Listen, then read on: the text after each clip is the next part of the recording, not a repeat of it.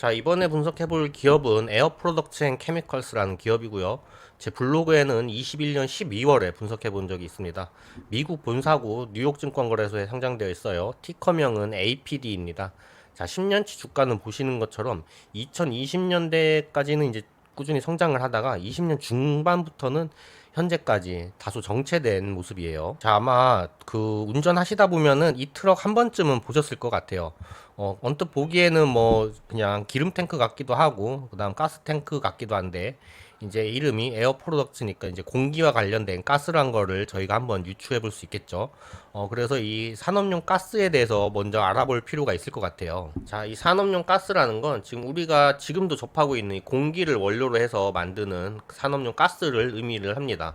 그래서 이 공기 중에는 질소나 산소, 뭐 아르곤 등이 포함되어 있는데 이런 특별한 가스들을 따로 추출해서 뭐 기체나 액체 상태의 가스로 추출을 해서 이제 필요한 산업에 공급을 하는 그런 이제 산업을 의미하는 거죠. 자, 이게 사실 이번 영상의 핵심인데 이 산업용 가스를 공급하는 회사들이 이 공급 방식에서 한 세 가지 정도의 방식이 있어요. 그래서 첫 번째는 파이프라인, 이제 온사이트라는 단어를 많이 쓰는데 이 파이프라인은 뭐냐면 말 그대로 이제 그 해당 고객사 근처에 이 가스 공장을 지어놓고 파이프라인을 까는 겁니다. 그래서 이 해당 고객사에게 직접 가스를 이제 제공을 하는 거죠. 그래서 뭐 24시간 내내 공급을 할 수 있겠죠.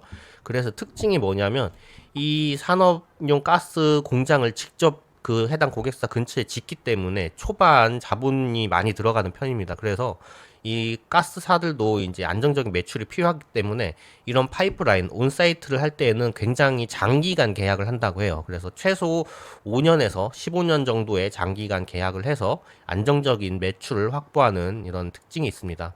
그 다음에 벌크 공급 방식이 있는데 이게 이제 우리가 많이 보던 그 차량이죠. 이게 이제 가스 탱크인데 이 안에다 이제 가스를 이제 충전을 한 다음에 고객사가 가지고 있는 보유하고 있는 이제 가스 탱크에 보충을 해주는 방식입니다. 물론 뭐 에어 프로덕트 소유의 가스 탱크일 수도 있고요. 그래서 우리가 탱크를 이제 리스를 해줄 테니까 무료로 리스를 해줄 테니까 우리 가스를 써라 이런 식으로 할 수도 있어요. 이제 그 다음 마지막이 실린더인데 실린더 방식은 우리가 예전에 LPG 가스통 생각하시면 될 것 같아요. 우리가 LPG 가스통에 이제 충전을 해서 LPG 가스통을 직접 갖고 와서 이제 가스관을 연결해서 사용을 하잖아요. 그것처럼 마찬가지로 이제 실린더도 산업용 가스를 충전을 해서 이제 고객사에게 이제 제공을 하는 방식입니다. 자, 그러면 제가 한번 질문을 드려볼게요. 이 세 가지 방식 중에서 이익률이 가장 높은 방식은 어떤 방식일까요? 바로 이제 실린더 방식입니다. 왜냐하면 이 실린더는 하나하나 에어 프로덕트에서 충전을 해서 판매를 한단 말이에요. 이 하나하나 충전하는 것도 모두 비용이 드는 거기 때문에 이 실린더 방식이 이제 판매 단가도 가장 비싸고 이익률이 높은 방식입니다. 반면에 이제 파이프라인, 온사이트 방식이 이제 이익률이 낮아요. 왜냐하면 이제 계약된 양만큼 공급을 하고 이제 굉장히 장기간 공급을 하기 때문에 이제 어느 정도 이익률이 낮은 편인데 이 온사이트 방식, 파이프라인 방식이 굉장히 이제 유리한 특징이 있어요. 그게 뭐냐면 이 계약을 하면 일단은 계약을 하고 나면 장기간 공급되기 때문에 이 사이에 얘네들의 비용이 증가할 수가 있단 말이에요. 그래서 정해진 단가가 있는데 비용이 증가해버리면 얘네 입장에서는 굉장히 큰 손실을 볼 수 있기 때문에 비용 전가에 대한 계약 규정이 있습니다. 그래서 뭐 인건비가 원래 1,000원이었는데 2,000원으로 증가를 했다. 그러면 이 증가한 1,000원에 대해서 판매 단가에 증가를 시킬 수 있어요. 수요자에게 이제 전가를 시키는 거죠. 그래서 이 온사이트 방식이 굉장히 가스 공급사들 입장에서는 메리트가 있는 그런 공급 방식으로 볼 수 있겠습니다. 자, 이제 에어 프로덕츠의 기업 연역에 대해서 살펴보면 이 기업도 이제 1940년도에 설립이 돼서 굉장히 역사가 있는 기업입니다. 이 1940년도 당시에는 2차 세계대전 중이었는데 45년까지 세계대전이 일어났잖아요.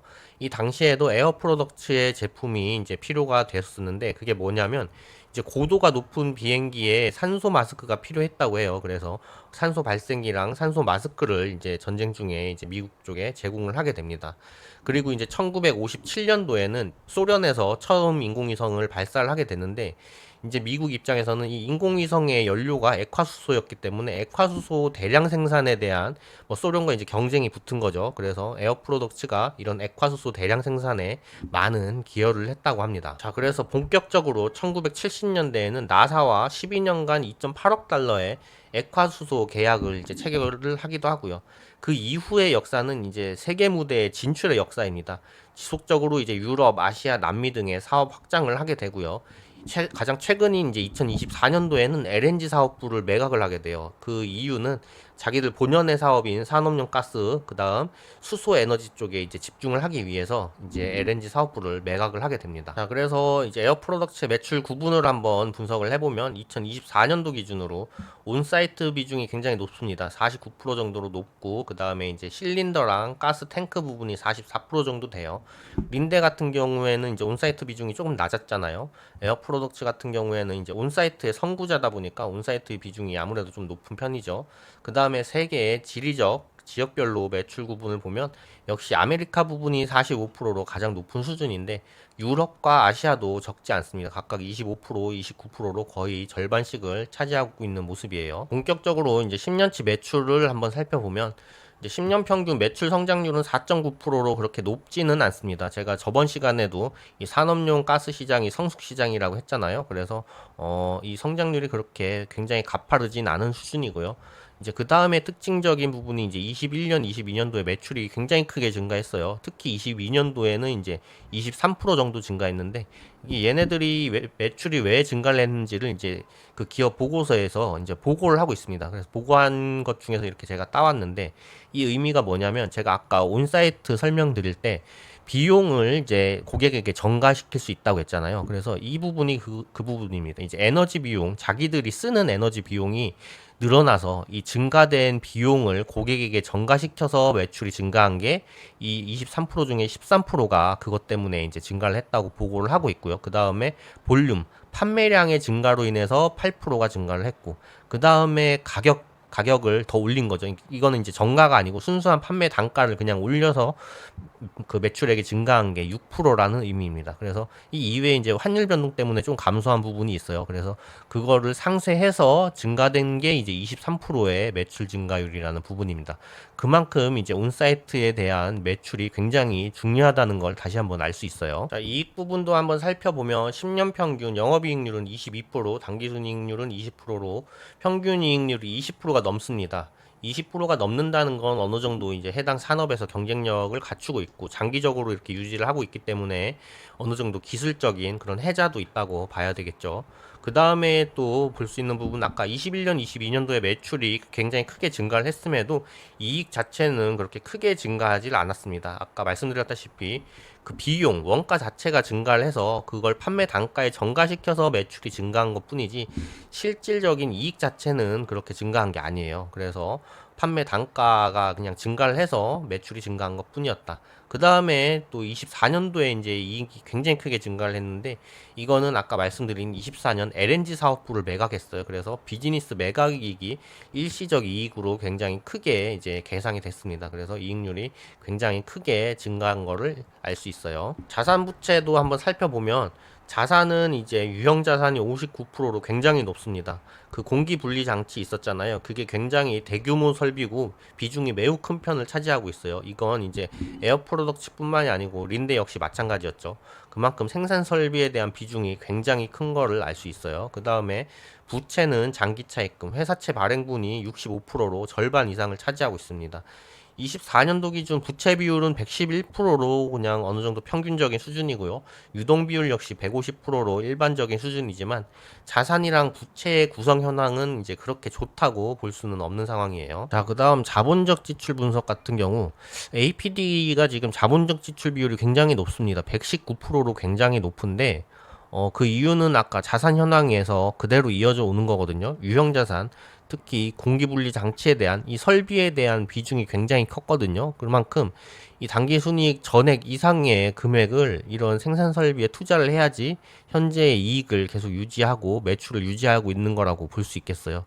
대신 이제 조금 긍정적인 면은 린데도 마찬가지였지만 이 APD 같은 경우에는 생산 설비에 투자를 한다고 해서 이 생산 설비가 완전히 감가상각이 돼서 못 쓰는 정도가 아니거든요. LNG 사업부 역시 마찬가지였지만 어느 정도 투자를 한다고 해서 감가상각이 돼서 모두 쓸모가 없어지는 게 아니라 사업 매각 이익을 기록을 할 만큼 그만큼 생산 설비에 대한 그런 메리트가 굉장히 있다는 거예요. 실제로 가치가 있다는 거겠죠. 그래서 이걸 모두 다 투자한다고 해서 감가상각돼서 없어져 버리는 비용이 아니라 실질적으로 생산 설비로서 굉장히 중요한 역할을 하고 있고 가치가 있다라고 보는 게 조금 맞을 것 같긴 해요. 다음은 주주환원 분석입니다. 지금 APD 같은 경우에 주주환원율은 50%로 그렇게 높지 않아요.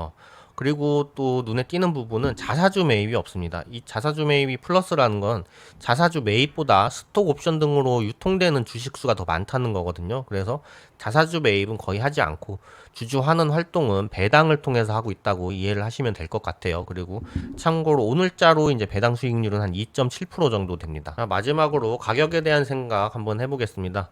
시장에서는 에어 프로덕트 앤 케미컬이라는 기업에 대해서 주가 수익 비율 37.9배 주고 있어요. 퍼 37배인데 이 의미는 현재의 단기 순이익으로 37년을 벌어야지 현재 시가총액 전액을 벌어들일 수 있다는 의미거든요. 지금 사실상 에어 프로덕트가 주가가 지금 2020년부터 해서 그렇게 크게 증가하진 않았지만 여전히 높은 주가 수익 비율을 유지하고 있습니다. 그만큼 시장에서 굉장히 긍정적으로 평가를 하고 있다는 거예요. 제가 산업용 가스 시장에서 말씀드렸지만 어찌됐든 간에 이 산업용 가스 시장이 과점 시장, 거의 독과점 시장이고 5개의 손가락 안에 드는 기업들이 좌지우지를 하고 있기 때문에 시장에서는 굉장히 메리트가 있는 산업으로 역시 보고 있고요. 그 다음에 뭐 주주환원 같은 경우에 그렇게 높진 않았지만 배당 같은 경우에는 지금 10년 연속 꾸준히 배당금을 늘리고 있거든요. 그래서 이런 부분들에 대해서 굉장히 시장에서 좋게 평가를 하고 있지 않나 생각이 됩니다. 이상 에어 프로덕트 앤 케미컬에 대한 기업 분석을 마치겠습니다.